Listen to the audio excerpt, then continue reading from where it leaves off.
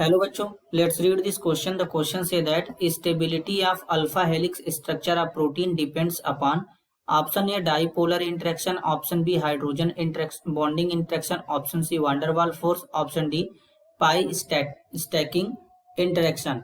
तो सबसे पहले बच्चों क्या समझेंगे? सबसे पहले समझेंगे की कॉन्सेप्ट। की कॉन्सेप्ट क्या होगा? Secondary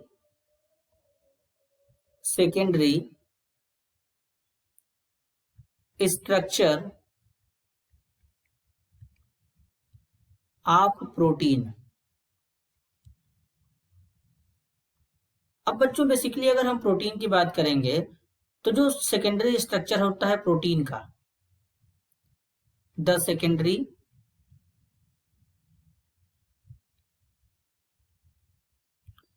structure of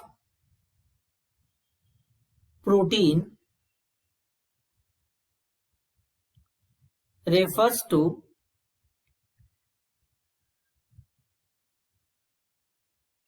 the shape in which a long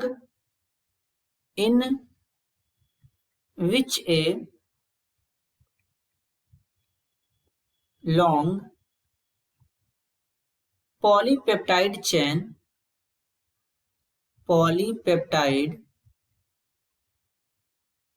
chain can exist।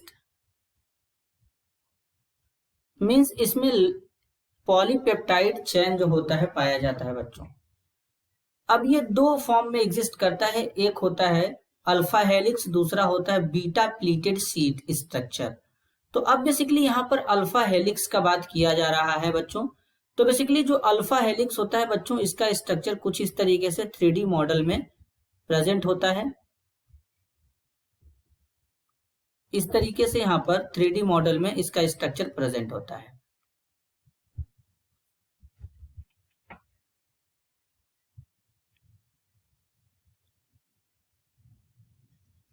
इस तरीके से यहाँ पर 3D मॉडल में बच्चों ये स्ट्रक्चर प्रेजेंट होता है।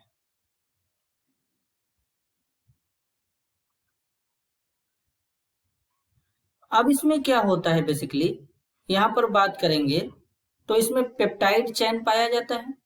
तो पेप्टाइड चेन जो होता है बच्चों, इसमें पेप्टाइड ग्रुप यानी CONH ग्रुप होता है, इसे पेप्टाइड ग्रुप कहते हैं।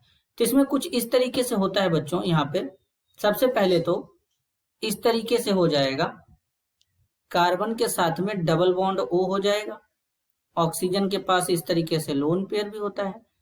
अब इनमें क्या होगा कि बेसिकली इस तरीके से हाइड्रोजन बॉन्डिंग होता है। यहाँ पर है नाइट्रोजन, हाइड्रोजन है, तो इस ऑक्सीजन और हाइड्रोजन के बीच में इस तरीके से हाइड्रोजन बॉन्डिंग हो जाता है, हाइड्रोजन बॉन्डिंग हो जाता है।